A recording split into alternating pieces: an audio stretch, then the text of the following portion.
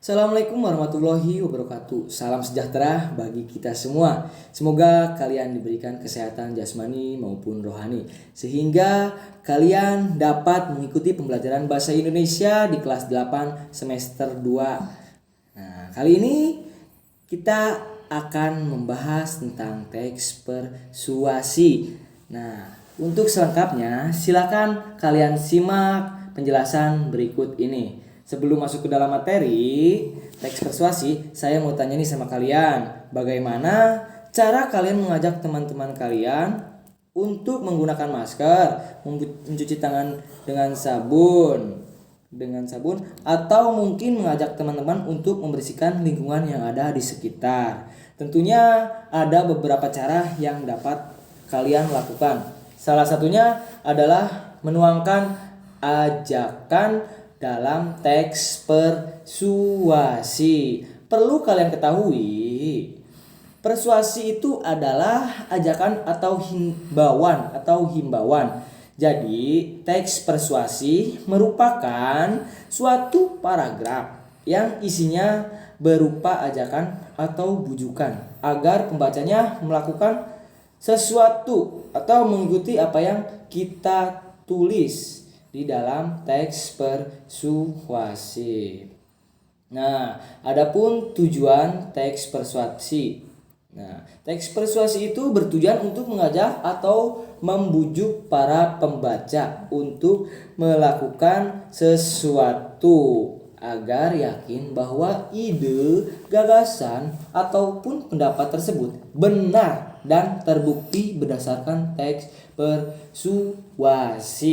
Teks persuasi. Nah, di sini ada ciri-ciri teks persuasi. Ciri-ciri teks persuasi yang pertama itu terdapat kalimat ajakan. Ya, misalnya, marilah, ayo, laksanakan, dan lain sebagainya. Dan yang kedua, terdapat data dan fakta.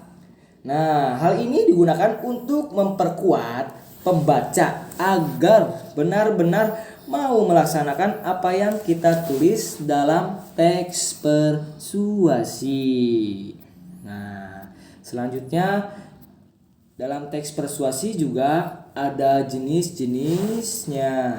Nah, yang pertama itu teks persuasi pendidikan. Yang kedua, jenis teks persuasi politik. Yang ketiga, jenis teks persuasi advertensi. Yang keempat, jenis teks persuasi propaganda. Nah, itu semua sifatnya mengajak tapi beda bidangnya. Nah, Bapak akan jelaskan satu persatu. Yang pertama adalah teks persuasi pendidikan. Teks persuasi pendidikan biasanya dipakai oleh orang-orang yang berkecimpung dalam bidang pendidikan atau digunakan untuk mencapai tujuan-tujuan pendidikan. Oke, bisa kalian lihat contohnya di situ ada. Nah, yang kedua ada teks persuasi politik. Nah, teks persuasi politik ini biasanya digunakan pada orang-orang yang berkecimpung di dunia politik atau kenegaraan. Nah, bisa kalian lihat ya, contohnya juga ada di situ. Kemudian yang ketiga ada teks persuasi advertensi. Nah, di sini teks persuasi advertensi biasanya bersifat memperkenalkan barang atau jasa yang kita tawarkan. Ya, di situ kan ada tuh. Contohnya, ayo minum susu untuk jaga asupan gizi harian Anda. Mengkonsumsi susu setiap hari adalah suatu kebutuhan wajib bagi setiap individu sebab susu mengandung banyak kalsium dan protein yang dibutuhkan oleh tulang dan gigi. Yang terakhir atau yang keempat ada teks persuasi propaganda.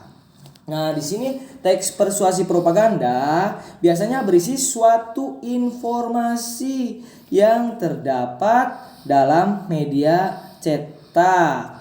Bisa surat kabar, pamflet, kemudian banner, atau mungkin internet. Ya, ajakan teks persuasi tersebut biasanya ada dua. Yang pertama itu ada teks persuasi tersurat, yang kedua ada teks persuasi tersirat. Nah, teks persuasi tersurat ada beberapa kata yang ditunjukkan dalam teks tersebut. Misalnya kata marilah, ayolah, hindarilah, sebaiknya, dan lain sebagainya. Kemudian yang kedua, teks persuasi tersirat. Jika tersirat ada beberapa pertanyaan yang tersembunyi di dalam teks tersebut. Kita harus mengartikan sendiri, memikirkan sendiri. Ya, apa sih yang diajak dalam teks persuasi tersebut? Maksudnya apa? Itu. Baiklah, kita akan menyimpulkan isi teks persuasi. Nah, di sini menyimpulkan teks persuasi. Yang pertama, ada teks persuasi tersebut. Yang pertama itu membaca isi teks secara keseluruhan. Nah, kita harus membaca dari paragraf pertama hingga paragraf akhir. Kemudian yang kedua ada mencatat bagian terpenting. Ya, yang ketiga itu menggunakan konjungsi kausalitas. Ya, di situ kita menggunakan kata-kata yang menunjukkan hubungan argumentasi atau kausalitas. Misalnya jika, sebab, kemudian karena, dan akibatnya di situ. Terus yang terakhir kita dapat merumuskan simpulan atau merumuskan simpulan. Jadi otomatis kalian harus bisa menyimpulkan dari paragraf akhir hingga